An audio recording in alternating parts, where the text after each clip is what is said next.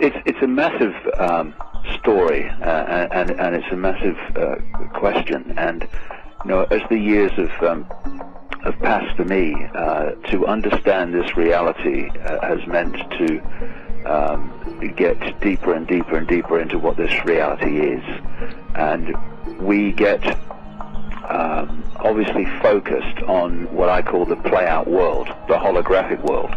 That's the world we perceive as the physical world that we experience and interact with all the time. But that's like the movie on the screen. By the time it hits the holographic play-out world and we're experiencing it, it's a done deal. And this universe, this reality, its base form is waveform. It's not, quote, physical. It's waveform.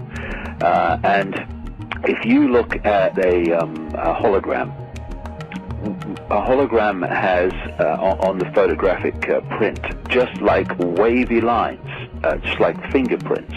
It's waveform, and then you fire the laser at the waveform, and suddenly manifesting out of that comes this three-dimensional holographic form, which the best of them can look as solid as you and me look. And when people say in science they can't understand why something can take a waveform and a particle form at the same time, well, it's because it's a hologram. When you fire the laser at the holographic information, the holographic print in a holographic photograph, that waveform doesn't cease to exist when the holographic form manifests. The two exist at the same time, and the holographic form is there and manifests because of the information encoded in the waveform. So the depth that we're talking about in relation to this question, they understand this, and what they do is encode the information for their agenda, for their control system, into the waveform fabric, which is then becomes manifest in the play-out world. And it's literally like encoding information on a computer disk, and then the computer manifests that information on the screen, and it manifests it in an incredibly coordinated way, and it's all happening as it should in relation to but it's happening like that on the computer screen because it's encoded in the software disk to be like that, and that's how it's being done, and that's why it can play out in our experiential world, the physical world, as you quite rightly say, so fast, so coordinated, so many different subjects and so many different areas all dovetailing together and coming in at the same time. This is how they do it. The idea that people sit around a table discussing their next move, and that's how it's done. It doesn't happen like that. It does happen in the sense that people do sit around tables, but that's still the play-out level of it. It's all part of what's actually encoded in the vibrational waveform fabric. That's how they're doing. I think the internet is definitely a two-edged sword, and in many ways it's become another collective mind. There's no question about that. And the more that I travel this journey, the deeper I go into this whole thing of what is reality. You can see that the whole thing, I mean, I've been saying for years it's a mind game, but you start to realize just how profound a mind game it is. If you want to control a whole vast population, then you have to control the information they receive, but you've also need to control how they read that information. If I want to put something on the screen of this computer, in other words, I want it to become the computer's reality, then I have to first of all give the computer the information that I want it to manifest as its reality, but I also have to manipulate it so that it will read that information in the way that I want it to read, want it read. And the body computer, as I call it, is constantly reading information in the waveform fabric of this reality, and what it reads and what it doesn't read, what it leaves out, what it censors, decides what manifests as our experience reality. In my new book, Human Race, Get Off Your Knees, I go into this in considerable depth. You know, where we've been reading over the years about all these ancient accounts of genetic manipulation by non-human entities, etc. What I'm saying in the book is that manipulation fundamentally was about encoding the human body computer in a way that it reads certain information and doesn't read other information. And I think this relates to all this stuff about junk DNA, all this vast 90-odd% of DNA that scientists don't know what it does, the fact that we only use a fraction of our brain's capacity. We have been manipulated genetically, I would say, to read certain information and not other information. I think if you go further and further back in human history, beyond the point where this manipulation happened, that we were reading far greater amounts of information, therefore perceiving far greater amounts of this reality, this universe, than we do now. I think it's to put it in simple terms, it's the equivalent of what happens in China, where the computer system is encoded so that, or firewalled, so that it only reads a much smaller part of the internet, the collective reality, than the rest of the world. Something like that has happened, and I think we are in the process of, although it may not seem like it in the depths of what's happening, we are in the process of awakening to more and more of what we've been firewalled off from. Wow. And I think more and more people are beginning to experience that, and in doing so, you start to see things you couldn't see before.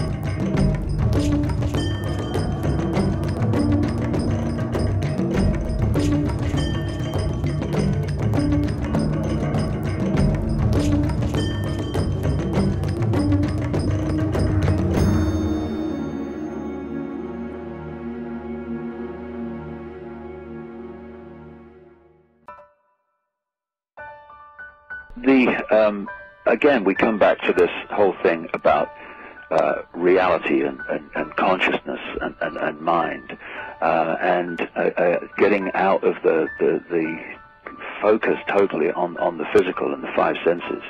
You know, if you could get a circle of people, you could put something, I don't know, a pebble in the middle of them and get them all to focus on that pebble, and in all focusing on the same thing, they are tuning in to that same, which is actually energy. It might look like a pebble, but it's actually vibrating energy. They're focusing in on that frequency. That alone, that simple thing, starts to connect them. It starts to connect them in a kind of collective mind in that circle. And what you've got with the internet is this information highway, as they call it, is information conduit, construct, and people focusing on that. Of course, that they do, and going online, logging in. It's what we've reached in technological terms is the point where the technology is mirroring the very reality that we're experiencing. The internet is so much like the way this universe works. For instance, if you're in a room or a building that has the wireless internet, you look around you, and where is it? I can't see the wireless internet. I can't see anything. But if I get a computer and I tune it into the wireless internet, suddenly, out of the unseen, out of the ether, comes this collective reality on my computer screen, which can be picked up in China or America or Europe or South Africa or anywhere. Where does it come from? It's because the wireless internet is what? It's information encoded in the unseen. That's what this universe is, and that's what they are intervening in to encode information that is manifesting as this control system that's unfolding in such a coordinated way. And in the same way that we log on to the internet through the computer, so you can log on to the internet on another level, on a vibrational level, by your own interaction, your own connection between your consciousness, if you like, your vibrational level and the vibrational level of the internet. We see and experience that connection, if you like, in the five sense playout world as a computer doing it for us. But on a vibrational level, because everything's vibration energy, we can log on to the internet on a vibrational waveform level without the computer, without knowing. That's the point, without knowing. And that's how we can get pulled into this collective mind, this sub-mind that we call the internet. They are, as you mentioned with the Google lady, they are looking into these very, very deep levels and understanding how you can manipulate collective and individual perception by connecting it to these information constructs that we then read and get affected by in terms of our perceptions, in terms of our thoughts, and we think they're coming from us. But are they? Where are they originating from? Mm-hmm. And I think we're being affected in many, many different ways on this deep, deep level, because you know, I spent, as you know, Jeff, we've known each other a long time. I spent a long time investigating and writing about the way this control system plays out in the five sense world, in banking scams and engineered wars and all these things. And yes, we need to know this, but that's still the play-out level of this. And the kind of subjects we're talking about tonight, these are the levels that it's all being played out from, and this is where our reality is being manipulated from and being encoded from, so that we perceive ourselves and the world in a certain way. And this is what more and more people, not enough and not quick enough from our perception, but more and more people are breaking out from. They are starting to disconnect from, and they're starting therefore to see themselves and the world in a completely different way. Right. And I do think that part of the reason that this is happening so fast, part of the reason, is that there is a panic going on. You see, I feel that there's almost you turn something on its head. It seems that the control system is in increasingly total control, but I think something else is underlying, which is actually almost the opposite of that.